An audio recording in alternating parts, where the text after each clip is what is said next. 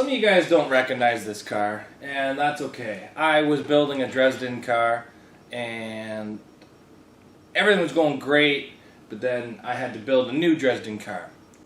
So Dresden was a show in Southern Ontario this year, and it was a team show, so it was going to be my first three-person team show, and I had to build a new car. So I built this new car for Dresden. I got my cage in it. Dresden is like different rules here for Ontario. You're allowed square tubing, you're not allowed to shorten the frame, you're not allowed to do a whole lot of things. But I purposely didn't take this car super far into Dresden's rules because I had a feeling because of COVID Dresden would be canceled. So Dresden allows 3-inch blocks behind the struts. Well, the show that this car is going to go to now is an Edge Entertainment show. And they have different rules than Dresden. It's just my cell phone ringtone. And I'm kind of happy that I didn't take this right to the maximum of Dresden rules, because now that I didn't, this can easily qualify for Edge rules. So, I'm going to bring up some of the Edge rules, and I'm going to try to put them on the screen so you guys can edit them as well. So, the rule that we're going after today is suspension. So, rule number 24. Suspension must remain stock. Movement must occur. So we do have movement in this, which is good. Broken and saggy parts may be replaced with stock parts only. I actually did that. Both these springs were broken, so I ended up actually putting in new springs already. It is recommended that rear springs be wired to the differential. No spring blocks. So I actually seatbelt and 9-wire my springs to the strut, and then I seatbelt and 9-wire my springs to the body, just in case that anything goes wrong in the back. Adding helpers or leaf spring clamps. So you're not allowed to add blocks, helpers, or leaf spring clamps, which is fine because I don't do that. Gears may be welded solid. Now, I've welded these Camrys posi, and it's great on a super muddy track, but this is a show in September, and I don't think it's going to be muddy, so I am not welding the gears inside this car. Steering columns, drive shafts, rear sway arms may not be altered. Ball joints, tie rods, control arms, steering linkages, trailing arms must remain stock. So that means I can't really mess around with anything. No tie rods, no trailing arms, no nothing in the back.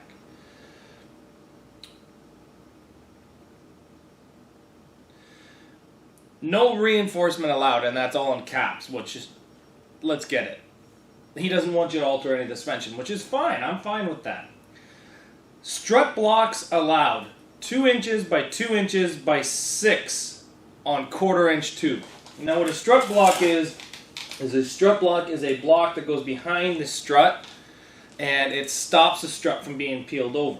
Now some people really like them, some people really don't like them, and some people don't care.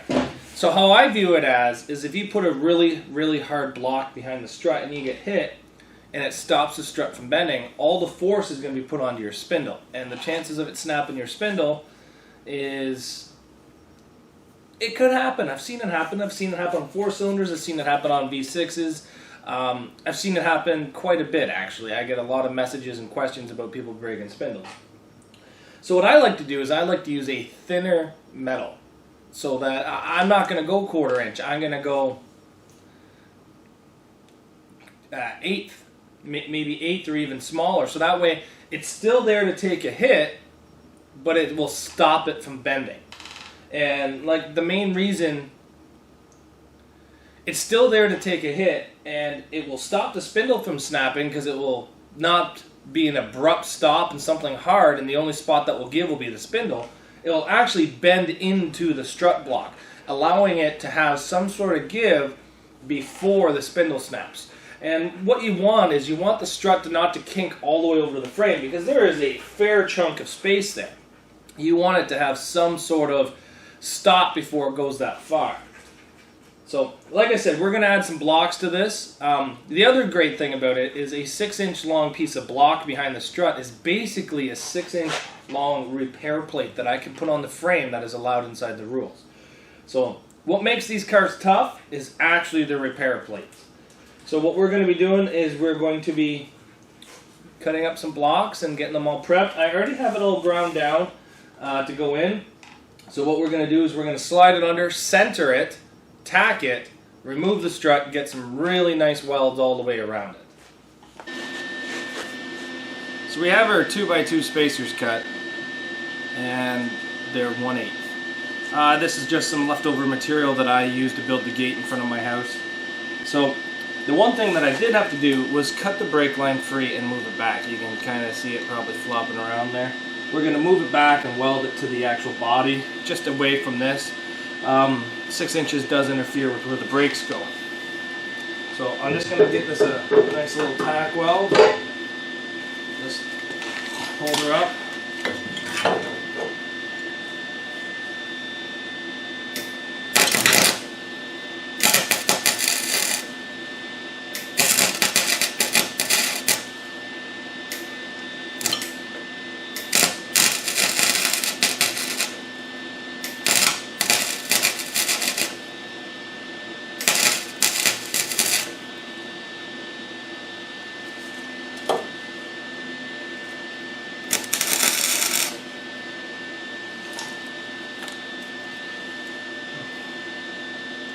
So as you can see, we have it tacked in there. Actually, I'll bring the camera closer. So as you can see, we have that tacked in there, and it's centered behind the strut. So, sorry about the shadows, it's just a dark shop. We're gonna fully weld this in now, and this right here, the rules say you have to have space behind it, so I can put my finger behind there. That's all good. This is thin enough tubing that it will bend with a big impact, but yet it's still enough to protect it from bending. We're gonna mount the fuel line over here. Just tack it back down over there so it's away from all of this big block of mess behind here. So let's get this fully welded, and then we'll show you guys what she looks like. So we have the driver's side block welded in. As you can see, she's welded in pretty nicely. She's welded all the way around, so that's basically a 6" by 2" plate to help keep your frame straight. Now a lot of you guys are going to say your frame doesn't bend there. You guys are right. You guys are 100% right. It bends right there.